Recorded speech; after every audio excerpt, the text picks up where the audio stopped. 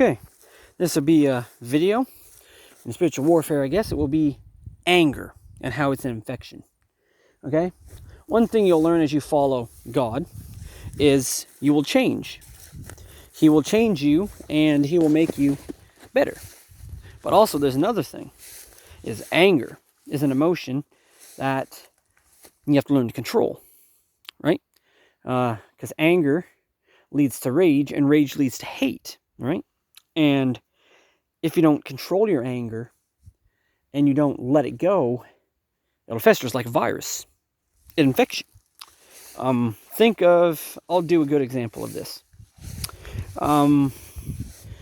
Is Spider-Man, okay? And the symbioid Venom, right? If you looked at the Sam Raimi Spider-Man, which is everybody's favorite with Tobey Maguire, you'll see how in number 3, the Venom took over him, the symbioid. He was angry and mad that, MJ left and that, he's going to marry her. She basically wrecked him because of his friend Harry, who just irritated him, said he was sleeping with her. Oh, it's a whole thing. I'm not going to go into the details, but he was angry about it. And so the symbiote is darkness. And it found that anger, and when it took over him, it amplified it. Now, as a Christian, anger is the same way. It's like a symbiote infection. You can get angry at somebody and just get more and more angry, and then soon anger gives way to rage, where you're just raging when you see them. It just make you so mad you want to go up and just destroy them or punch them in the head.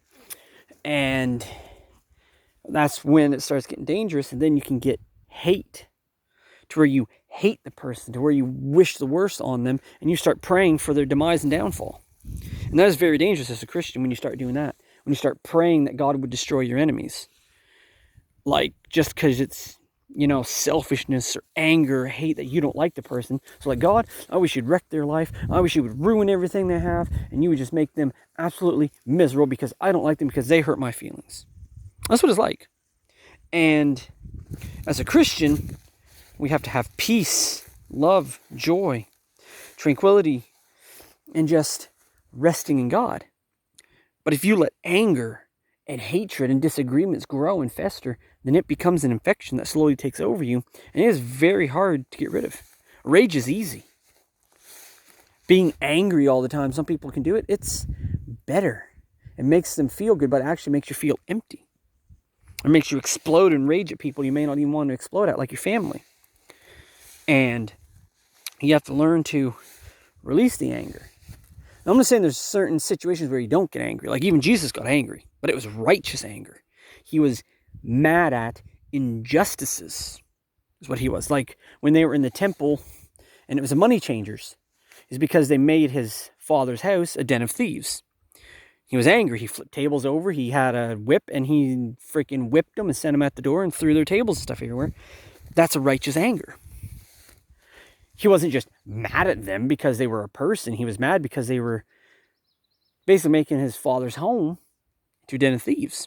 Right? So he used anger perfectly. And also other times he was mad at the Pharisees because they were deceiving people and putting all this law and stuff on them and making it impossible for them to, keep the laws.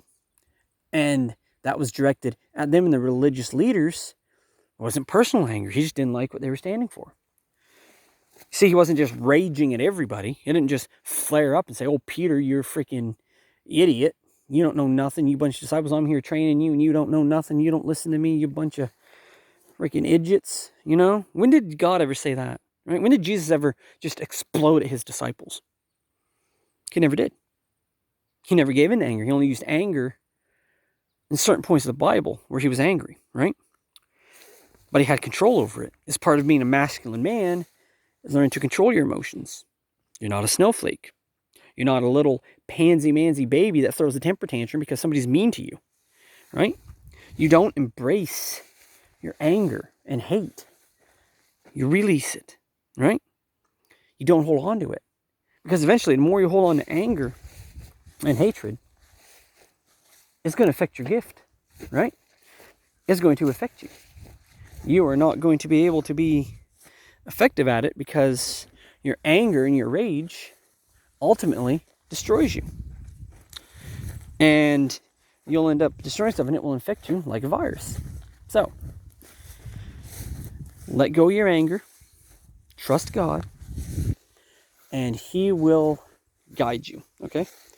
And controlling your emotions is part of being a mature masculine man, and is also part of the Bible. The Holy Spirit will help you. If you have an anger problem, when you're born again, He will help you control it.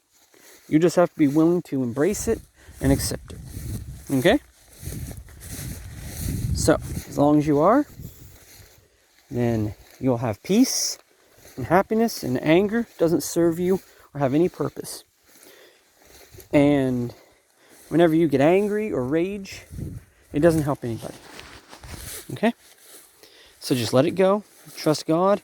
Live as peacefully as you can with everybody. And if you have to give in to anger, then just make sure there's nobody around. And if you have to, just go out somewhere and take it out, okay? This has been A Voice in the Wilderness, a soldier, lost servant of Christ, signing off. Whenever you see this, have a blessed day or night. Stay safe in these dark and crazy times. And I'll see you in the next one.